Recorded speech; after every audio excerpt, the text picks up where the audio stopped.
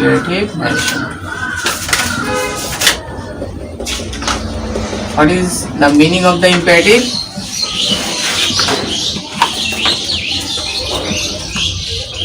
आदेश उपदेश निषेध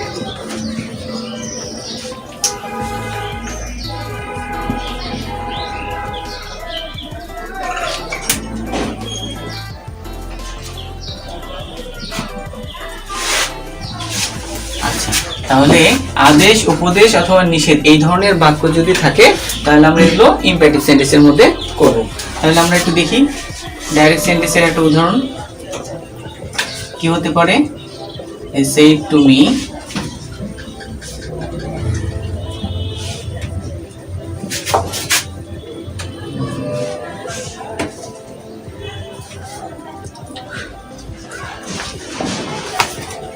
play cricket.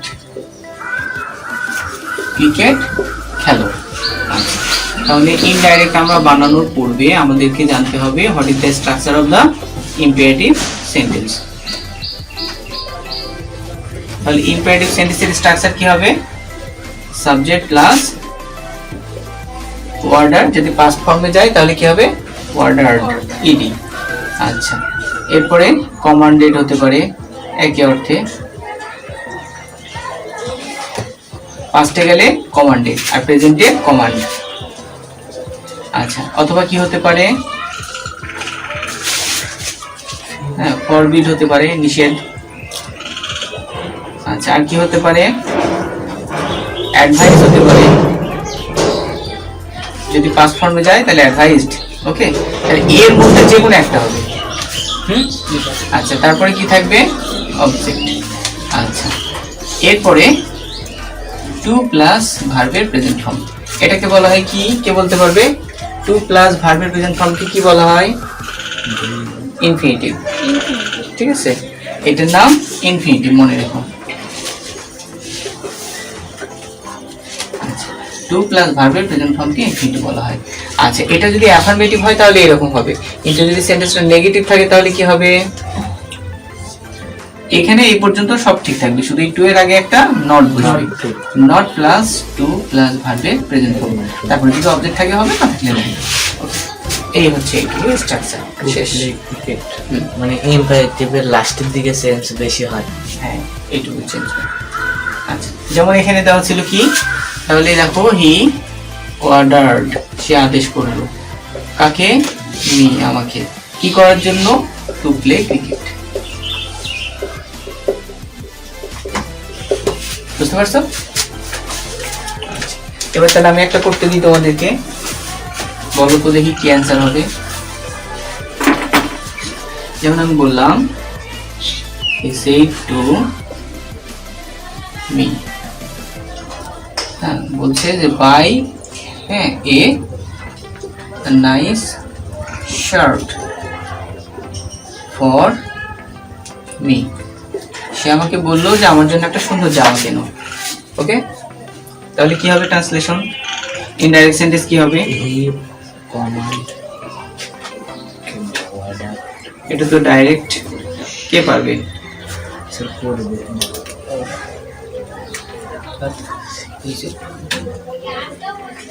Structure দেখো, এই স্ট্রাকচার অনুসারে হবে। প্রথমে তাহলে কি হবে? আদি হবে, গুড। ইউ অর্ডার্ড, দেখো পারছে, ইউ অর্ডার্ড পাস্ট টেন্সে গেল কেন? আমরা জানি, হ্যাঁ, এগুলো মানে এই সেন্টেন্সটা হচ্ছে পাস্ট ইনডিফিনিট টেন্সে আছে, রিপোর্টিং স্পেসটা, এই জন্য এগুলো পাস্টে যাবে। ঠিক আছে, তাহলে এবার বলো কি হবে? You ordered me, good. To এই পর্যন্ত হয়েছে। তারপরে খেয়াল করে দেখো এখানে কি লিখছিলাম আমরা, কি ছিল? প্লে। হ্যাঁ, ওখানে প্লে ছিল, হবে, তাহলে এখানে হবে বাই।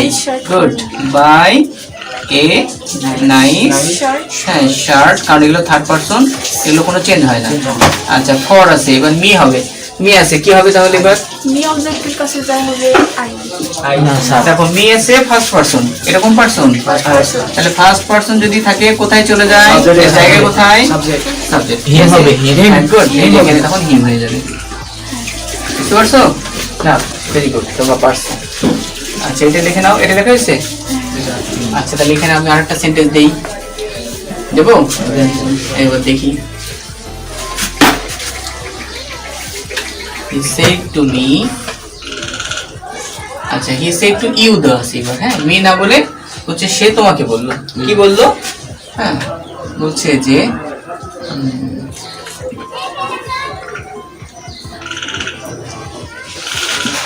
হেল্প মি, হ্যাঁ সে তোমাকে বললো যে হেল্প মি, তাহলে কি হবে? কে পারবে? He said he এই was চারটে অর্থ আগে বলে দেন। কোন চারটে? এই চারটা? order দিতে হবে। হ্যাঁ Order কিন্তু কমান্ডেড, হ্যাঁ গেল। ফরবিড মানে ক্ষমা করা, ঠিক আছে। আচ্ছা তারপরে হচ্ছে অ্যাডভাইস মানে উপদেশ দেওয়া। advice হয়েছে। Advisor। Advice। হেল্প মি মানে উপদেশ বোঝাচ্ছে। যদি এরকম থাকতো আদেশ, আদেশ হ্যাঁ রোদের মধ্যে দৌড়াদৌড়ি করো না, হ্যাঁ, অথবা বললো যে নিয়মিত পড়াশোনা করো, তাহলে কি হচ্ছে এটা অ্যাডভাইস হতো না, উপদেশ হতো না? অ্যাডভাইস মানে কি? উপদেশ দেয়া। উপদেশ। এটা তো উপদেশ।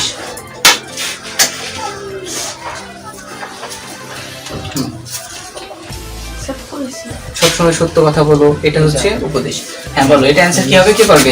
He advised Commanded you হ্যাঁ to কমান্ডেড help হবে, অর্ডার হবে, no problem. Sir advice commanded, হ্যাঁ ইউ ইউ, উপদেশ। গুড। তারপরে to help to help, him. To help, হ্যাঁ অ্যাজ একটা ফার্স্ট পারসন চলে যাবে সাবজেক্টের কাছে, আর এখানে হবে হিম। তো এটাই তো সুন্দর হয়ে গেছে। বাহ ভেরি গুড, তোমরা পারছো তো। এবার আরেকটা দিই, পারসন চেঞ্জ করতে থাকতেছি তাই না? এবার একটু কঠিন দেওয়ার চেষ্টা করবো। যদি কখনো প্লিজ দেখো কোথাও, তাহলে তোমরা এখানে লিখবা এর মধ্যে আরেকটা অপশন দিয়ে দিই, সেটা হচ্ছে রিকোয়েস্টেড।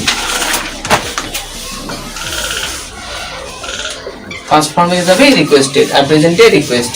আচ্ছা যেমন হি সেড টু, অথবা হি সেড দাস, আর কিছু নাই। কিছু নাই না মানে ওখানে কি আছে এটা ধরতে হবে তোমাদের। দেখি পারো নাকি। আচ্ছা বললো যে প্লিজ, হ্যাঁ এবার বলছে গিভ মি সাম মানি, দয়া করে আমাকে কিছু টাকা দাও। তাহলে প্লিজ আছে, তাহলে অবশ্যই কি হবে? অনুরোধ করছে। হ্যাঁ তাহলে রিকোয়েস্টেড। এবার কি হবে? অ্যানসার কে পারবে? ওরা কিন্তু বলছে আবার লিখে নিচ্ছে, বাট তুমি কিন্তু তা লিখছো না। আমি যখন লিখবো তখন তোমরাও লিখে ফেলবে at a time, then you will be হ্যাঁ পারফেক্ট। হ্যাঁ বলো। He requested me. He requested Me. Sir me তো নাই। Me না হলে Requested me. Good, very good. ও দেখো আমি বলেছিলাম যে এখানে যদি কিছু না থাকে ধরে নিবা মি আছে, ঠিক আছে? অথবা সেন্টেন্স অনুসারে বুঝতে পারবে যে কি আছে। ওকে নেক্সট, যেহেতু আমরা প্যাসেজ করছি না, প্যাসেজ আকারে করলে তখন তোমরা ধরতে পারতাম, বাট যদি না দেয়া থাকে, হ্যাঁ এরকম কাটা থাকে, তখন এটাই মি আসে। হ্যাঁ এবার বলো তারপর কি হবে? টু please Please বলো কি হবে? to please give না প্লিজ এর কাজ করে ফেলছো, রিকোয়েস্টেড মানে প্লিজ এর কাজ give হয়ে him গেছে। some money. হ্যাঁ টু গিভ, এবার মি আছে, তাহলে কাকে ধরবে? Subject. হ্যাঁ গিভ হিম, গুড। এখানে হিম হবে, সম্মানি সাম মানি, কারণ এগুলো থার্ড পারসন, এগুলো কোনো চেঞ্জ নাই। কি বুঝতে পারছো? গুড, এটাও তোমরা পারছো, ভেরি গুড। এবার তাহলে আরেকটাই চলে যাই।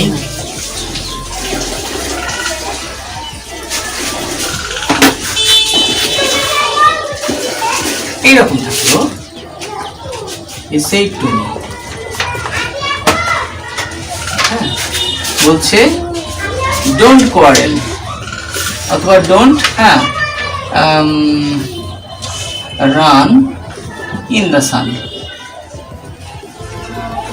হচ্ছে রোদে দৌড়াদৌড়ি করো না। এটা কি আদেশ না নিষেধ? অ্যাডভাইসার উপদেশ। আচ্ছা আদেশ। তাহলে এবার বলে কি হবে? He advised me. He advised me. তারপর Not to good, এই দেখো এটা run negative. in the sun. Not to Run in the sun. run in the sun. বাহ ভেরি গুড, তোমরা খুব সুন্দর পারছো। এবার আরেকটাই চলে যাই।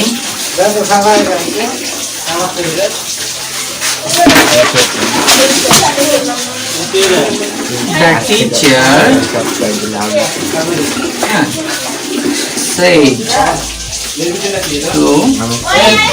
the student. ঠিক আছে, the teacher said to the student. Teacher ছাত্রছাত্রীদেরকে কি করলো? বললো। আচ্ছা, কি বললো?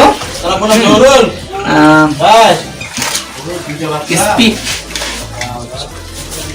হ্যাঁ স্পিক অথবা always speak the truth, always speak the truth, সর্বদা সত্য কথা বলবে। আচ্ছা, এটা মেয়েরা বলবে না ছেলেরা বলবে? মেয়ে তো একাই, মেয়েরাই বলবে লেডিস ফার্স্ট। আচ্ছা বলো। না স্যার আমি বলবো স্যার। আচ্ছা ঠিক আছে, বলো। সদা সত্য কথা বলবো, উপদেশ স্যার। কি হবে তাহলে? অ্যাডভাইস। অ্যাডভাইস চলে। The teacher the advice. Teacher, হ্যাঁ the teacher advice the student the students to always হ্যাঁ টু, বলো কি হবে? Always always speak the speak the truth. এই সেন্টেন্সে তো বেশি সহজ। এই সেন্টেন্সটা বেশি সহজ ছিল। হ্যাঁ, আগে ভয় পাওয়ার কোনো কারণ ছিল না। ঠিক আছে না স্যার, টু হয়ে যাবে কেন স্যার? হ্যাঁ, প্রশ্নটা হচ্ছে এইটা কি জিনিস? এটা হচ্ছে অ্যাডভার্ব। এই এমন একটা খারাপ জিনিস, আসলে খারাপ না, অ্যাডভার্বের ক্ষমতাটা বেশি। কেন? কারণ ও সেন্টেন্সের যে কোনো জায়গায় বসতে পারে, ও যাকে তাকে হ্যাঁ মডিফাই করতে পারে। But generally we can know that আর we can say that without noun or pronoun, without noun or হ্যাঁ প্রোনাউন।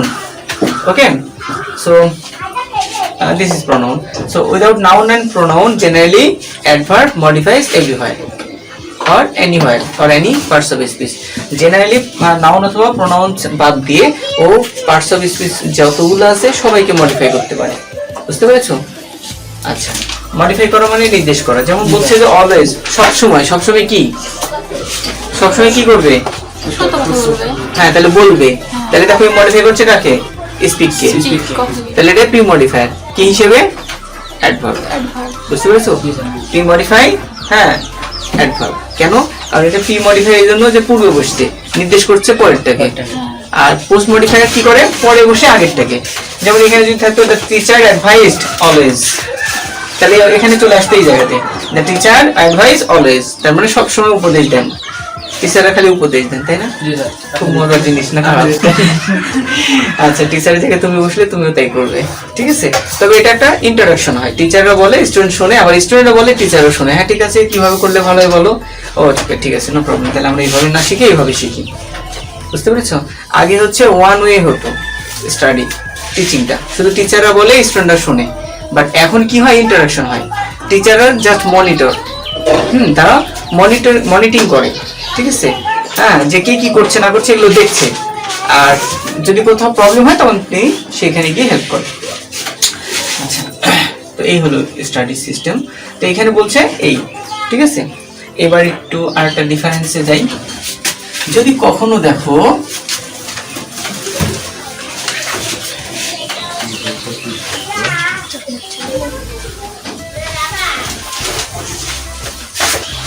এমনটা, যেমন হি said to me,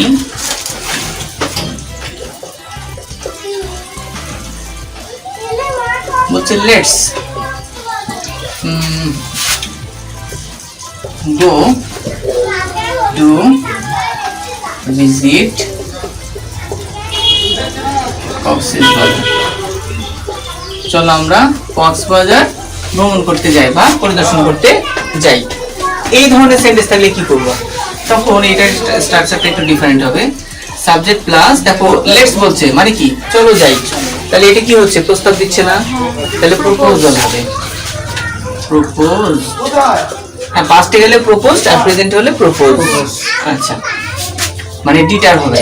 next one object, তারপরে হবে দ্যাট হবে, তারপরে সাবজেক্ট, এখানে হবে শ্যাল অথবা শুড, স্যার এটা কোন সেন্টেন্স?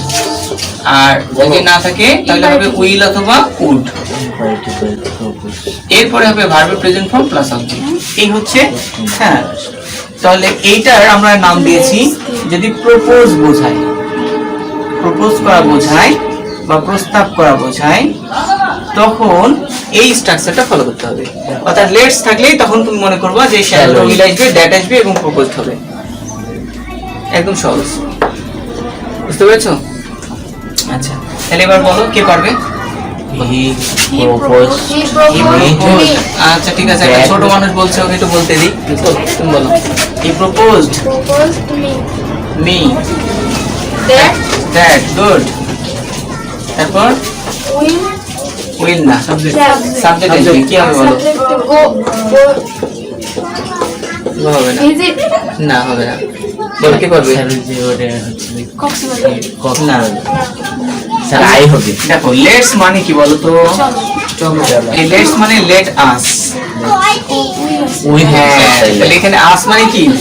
নমিনেটিভ কেস, তারপরে অবজেক্টিভ কেস, পজিটিভ কেস। তাহলে উই আস আওয়ার, ঠিক আছে? We us our. আচ্ছা, তাহলে এগুলো এখানে যদি থাকে তখন আমাদেরকে ধরে নিতে হবে। হ্যাঁ,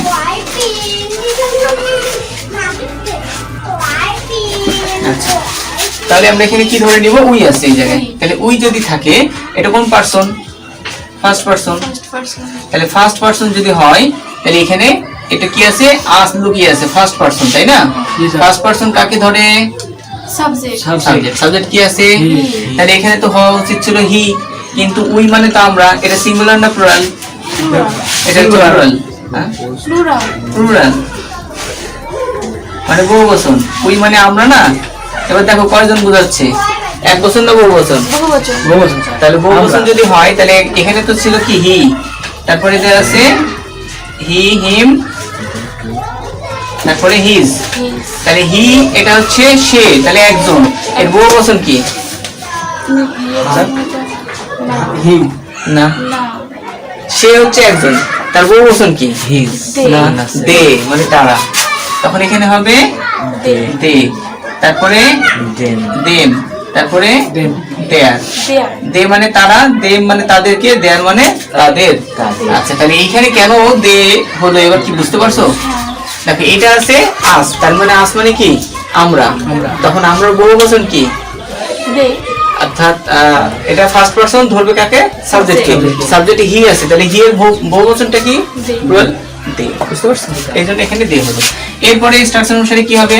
যেহেতু এটা পাস্ট টেন্স, কি দিবা? শুড দিবা না উড দিবা? এই দুইটা যে কোনো একটা, তোমার ইচ্ছা। দুইটাই হবে, নো প্রবলেম। শুডও হবে, উডও হবে। নেক্সট, তারপরে যা আছে তাই। গো বাদ দিবা কেন? go to to ভিজিট, হ্যাঁ, কক্সেস বাজার। কি বোঝা গেছে? এই হলো ঘটনা। তোমার কাজ যেগুলো দেওয়া আছে সেগুলো করো। Okay. এবার তাহলে একটা নতুন দিই, দেবো? হ্যাঁ দাও আচ্ছা,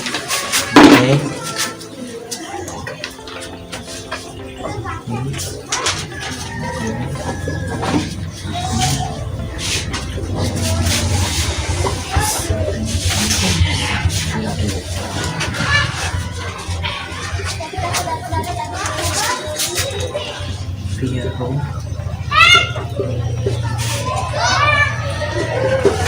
ছোট্ট সেন্টেন্স দিয়েছি, বলো কে পারবে অ্যান্সার করতে? তুমি শুধু? আর কেউ?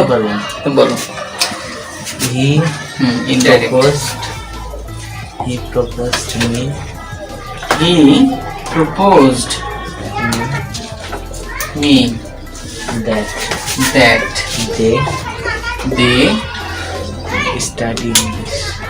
স্ট্রাকচার দেখো, হ্যাঁ sir Study. should should study study English. English. Good, সুন্দর হয়েছে। বাহ, পারছো তো, বুঝতে পারছো? ওকে, এবার উপরেটা লেখা হয়েছে। আচ্ছা, তাহলে আমি আরেকটা মুছে দিলাম, দিয়ে আরেকটা দিই।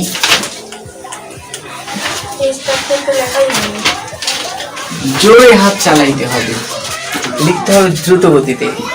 You R like a Mahanagar express or international intercity train.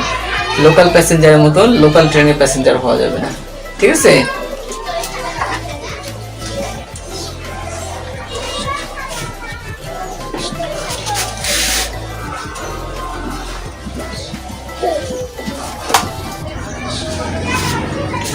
এবার এখানে একটু চেঞ্জ করে দিই, হ্যাঁ। দে, আচ্ছা এটা শেষ করে দেয়, এটা যেহেতু হয়ে গেছে এটা বাদ দিয়ে আমরা একটা নতুন স্টাইল, নতুন স্ট্রাকচার, যেমন এরকম থাকলো, he said to me thank you. তাহলে কি হবে? এগুলো ইম্পারেটিভের মধ্যেই পড়ে, এই জন্য এটা একটু দিলাম। তাহলে ভার্ব দিয়ে শুরু হয়েছে। যদি থ্যাংক ইউ থাকে তখন এর স্ট্রাকচারটা এরকম হবে, হ্যাঁ, একদম সহজ। এই স্ট্রাকচার লেখা হয়েছে? ওকে, এটার স্ট্রাকচারটা হবে subject plus thanked plus subject, শেষ। এইটাই। তাহলে কি হবে आंसर? হি থ্যাঙ্কড মি। থ্যাঙ্কড। আবার দেখছি। এটা आंसर। এটা যে প্যাসিভ নারেশনের হ্যাঁ হ্যাঁ, প্যাসিভ নারেশনে এই জিনিসগুলো আসে, এগুলো প্যাসিভ নারেশনের জন্য প্রয়োজন আছে। ঠিক আছে, আরেকটা যদি থাকে এরকম, এটা মুছে আসতে, তাহলে এটা এখানে দিয়ে দিই। এটা লেখা আছে তো, তাই না? হ্যাঁ, এই সেটটা। আচ্ছা, হি সেড টু মি, বললো গুড মর্নিং।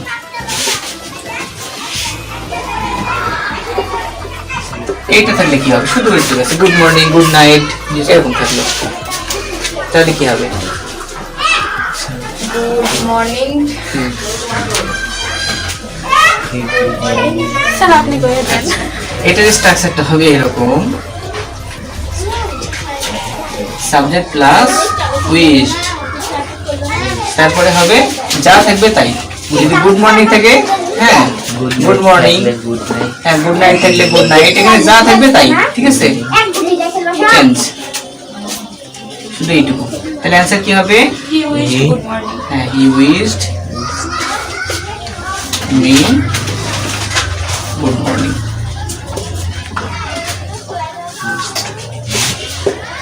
এই হলো বিষয়। ওকে, মোটামুটি সবগুলোই হলো।